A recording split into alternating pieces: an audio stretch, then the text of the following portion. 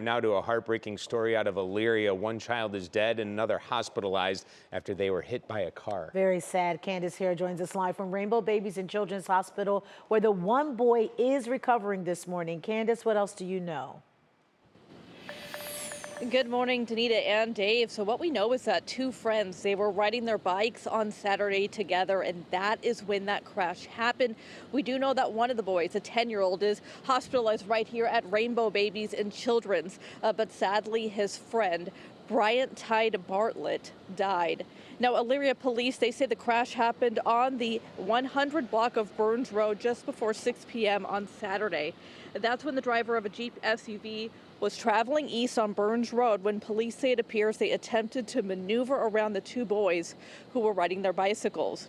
But when the driver tried to go around them, the boys changed course, and then that crash happened. Now, at last check, the boy in the hospital is listed as being in critical condition. The driver of the SUV was not injured in the crash. Now, police do say that drugs and alcohol do not appear to have been a factor in this crash at this time. They do say that the crash itself does remain under investigation and that the driver of the SUV was not injured. Coming up at the bottom of the hour, we'll talk more about this and why residents in this area say this is a dangerous stretch of road. All right, Candace, thank you very much. We'll see you later this morning. And Isabel, this accident has pedestrian safety on top of mind. Yeah, the Ohio State Highway Patrol says 1% of all crashes involve pedestrians. Now, that doesn't sound like a whole lot, but look at it this way. Since 2019, the State Highway Patrol says there have been more than 13,000 pedestrian-related crashes in the state, killing more than 800 pedestrians. So when I say pedestrians, that can be a jogger, a biker, a skateboarder. That's anyone on the road, not in a motor vehicle.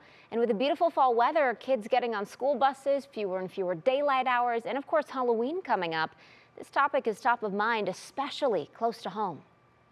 Cuyahoga County was the second highest county in the state for pedestrian-related crashes, and unfortunately, fatal related pedestrian crashes as well. And typically these crashes that we see are occurring more frequently in the urban areas. 78% of all fatal pedestrian related crashes happen in these highly populated cities where there is more foot traffic. And this statistic stood out to me. Just under half of pedestrians killed were suspected of being impaired.